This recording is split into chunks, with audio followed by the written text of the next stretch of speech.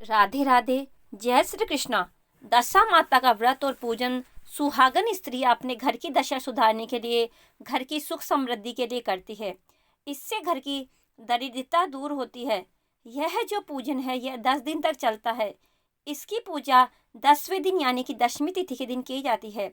यह पूजन है वह चैत्र कृष्ण पक्ष की पड़वा से यानी कि धुलंडी से चैत्र कृष्ण पक्ष की दशमी तक चलता है। इस व्रत की पूजा में कच्चे सूत की कुकड़ी, हल्दी की गांठ और अनाज के दाने काम में आते हैं। सबसे पहले इन अनाज के दानों को होली की झाल को दिखाया जाता है और हल्दी की गांठ और कुकड़ी को भी होली की झाल को दिखाया जाता है। फिर इन्हीं सामग्री से पूजा की जाती है।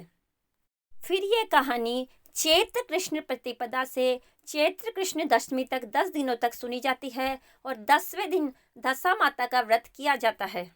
के बाद शारदा माता की कहानी सुनी जाती है। कई महिलाएं चैत्र मास के एकम से लेकर चैत्र मास की दशमी तक की कहानी सुनती है और दशा माता का व्रत 10वें दिन भी करती है। शारदा माता की पूजा इस प्रकार करते हैं।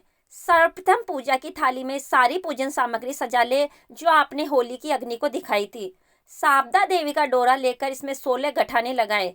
यह डोरा 16 तार के सूत का बना होता है तथा इसमें 16 गठाने भी लगाने का विधान है। डोरा बनाने के लिए कच्चे सूत के धागे का प्रयोग किया जाता है। गठाने लगाने के बाद डोरे को हल्दी में रंग ले। तत्पश्चात चौकी पर रोली चावल के साथ कलश स्थापित कर उस पर डोरा बांध दे। पूजा के बाद सूर्य देव को अर्घ देने के लिए एक लोटे में जल भर ले। इसके बाद कथा कहे सुने। यह कथा जो आपने अग्नि को अनाज दिखाया था उसके 10 दाने लेकर कहानी सुनी जाती है। उसके पश्चात शारदा देवी का पूजन करें और उसके पश्चात शारदा देवी का डोरा धारण करें। पूजन के बाद सूर्य को अर्घ भी दे। यह कहानी अनाज के वो दाने जो आपने होली की अग्नि को दिखाए थे उसके 10 दाने हाथ में लेकर कहानी सुनी जाती है। एक समय की बात है, राजा नल अपनी पत्नी दमयंती के साथ बड़े प्रेम से राज्य करता था। होली के अगले दिन एक ब्राह्मणी रानी के पास आई। उसने गले में पीला डोरा बांध रखा था। रानी ने उससे डोरे के बारे में पूछा तो वह बोली, डोरा पहनने से सुख संपत्ति अन्न धन घर में आता है। रानी ने भी उससे डोरा मांगा। उसने रानी को विधिवत डोरा देकर कथा कही। रानी के गले में डोरा बंधा देख राजा नल ने उसके बारे में पूछा। रानी ने सारी बात बता दी। राजा बोले, तुम्हें किस चीज़ की कमी है, इस डोरे को तोड़कर फेंक दो। रानी ने देवता का आशीर्वाद कहकर उसे तोड़ने से इनकार कर दिया, पर राजा ने डोरा तोड़कर फेंक दिया। रानी बोली, राजन ये आपने ठीक नहीं किया। उसी रात राजा के स्वप्न में 2 स्त्री आई। एक स्त्री बोली, राजा मैं यहाँ से जा रही हूँ। दूसरी स्त्री बोली, राजा मैं तेरे घर आ रही हूँ। स्वप्न का यही क्रम 10-15 दिन तक चलता रहा। इससे राजा उदास रहने लगा। रानी ने उदासी का कारण पूछा तो राजा ने स्वप्न की बात बता दी। रानी ने राजा से उन दोनों स्त्रियों का नाम पूछने को कहा।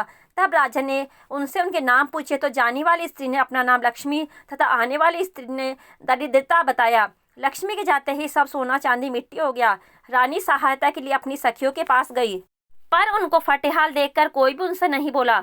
दुखी मन से राजा रानी 5 बरस के राजकुंवर के साथ जंगल में कंदमूल खाकर अपने दिन बिताने लगे। चलते चलते राजकुंवर को भूख लगी तो रानी ने कहा, यहाँ पास ही एक मालन रहती है जो मुझे फूलों का हार दे जाती थी, उससे थोड़ा छाछ दही मांग लाओ। राजा मालन के घर गया, वह दही बिलो रही थी। राजा के मांगने पर उसने कहा, हमारे पास तो छाछ दही कुछ भी नहीं है। राजा खाली हाथ लौट आया। आगे चलने पर एक विषधर ने कुंवर को डस लिया और राजकुमार का प्राणांत हो गया। विलाप करती रानी को राजा ने धैर्य बंधाया। अब वे दोनों आगे चले। राजा 2 तीतर मारकर लाया। भुने हुए तीतर भी उड़ गए। उधर राजा स्नान करके धोती सुखा रहा था कि धोती भी उड़ गई। रानी ने अपनी धोती फाड़कर राजा को दी। वे भूखे प्यासे ही आगे चल दिए। मार्ग में राजा का मित्र का घर था। वहां जाकर उसने मित्र को अपने आने की सूचना दी। मित्र ने दोनों को एक कमरे में ठहरवाया। वहां मित्र ने लोहे के औजार आदि रखे हुए थे। देवयोग से वे सारे औजार धरती में समा गए। चोरी का दोष लगने के कारण वे दोनों रातों रात वहां से भाग गए। आगे चलकर राजा की बहन का घर आया। बहन ने एक पुराने महल में उनके रहने की व्यवस्था की। सोने के थाल में उन्हें भोजन भेजा, पर थाली मिट्टी में बदल गई। राजा बड़ा लज्जित हुआ। थाल को वहीं गाड़ कर दोनों फिर चल पड़े। आगे चलकर एक साहूकार का घर आया। वह साहूकार राजा के राज्य में व्यापार करने के लिए जाता था। साहूकार ने भी राजा को ठहरने के लिए पुरानी हवेली में सारी व्यवस्था कर दी। पुरानी हवेली में साहूकार की लड़की का हीरो का हार लटका हुआ था। पास ही दीवार पर एक मोर अंकित था। वह मोर ही हार निगलने लगा। यह देखकर राजा रानी वहां से चले गए। अब रानी बोली, किसी के घर जाने के बजाय जंगल में लकड़ी काट बेचकर ही हम अपना पेट भर लेंगे। रानी की बात से राजा सहमत हुआ। अंत में वे एक सूखे बगीचे में जाकर रहने लगे। राजा रानी के बाग में जाते ही बाग हरा भरा हो गया। बाग का मालिक बड़ा प्रसन्न हुआ। उसने देखा वहां एक स्त्री पुरुष सो रहे थे। उन्हें जगाकर बाग के मालिक ने पूछा, तुम कौन हो? राजा बोला, मुसाफिर हूँ, मजदूरी की खोज में इधर आए हैं। यदि तुम रखो तो यहीं हम मेहनत मजदूरी करके पेट पाल लेंगे। दोनों वहीं नौकरी करने लगे। एक दिन बाग की मालकिन शारदा देवी माँ की कथा सुन रही थी, डोरा ले रही थी। रानी के पूछने पर उसने बताया कि यह शारदा माता का डोरा है। रानी ने भी कथा सुनी, डोरा लिया। राजा ने फिर पत्नी से पूछा कि यह डोरा कैसा बांधा है, तो रानी बोली, यह वही डोरा है जिसे आपने तोड़कर फेंक दिया था। उसी के कारण शारदा माता हम पर नाराज है। रानी फिर बोली, यदि शारदा माता सच्ची है तो फिर हमारे पहले के दिन लौट आएंगे। उसी रात राजा को पहले की तरह स्वप्न आया। एक स्त्री कह रही थी, मैं जा रही हूँ। दूसरी कह रही थी, राजा मैं वापस आ रही हूँ। राजा ने दोनों के नाम पूछे तो आने वाली ने अपना नाम लक्ष्मी और जाने वाले ने दरिद्रता बताया। राजा ने लक्ष्मी से पूछा, अब जाओगी तो नहीं? लक्ष्मी बोली, यदि तुम्हारी पत्नी शारदा माता का डोरा लेकर कथा सुनती रहेगी तो मैं नहीं जाऊंगी। यदि तुम डोरा तोड़ दोगे तो चली जाऊंगी।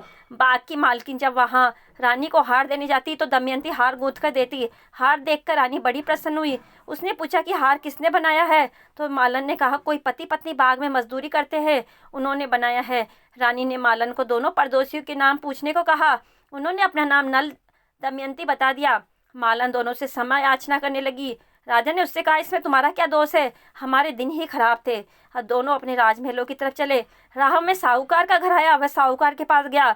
साहूकार ने नई हवेली में उनके ठहरने का प्रबंध किया। तो राजा बोला, मैं तो पुरानी में ही ठहरूंगा। वहां साहूकार ने देखा दीवार पर चित्रित मोर नौलखे हार को उगल रहा था।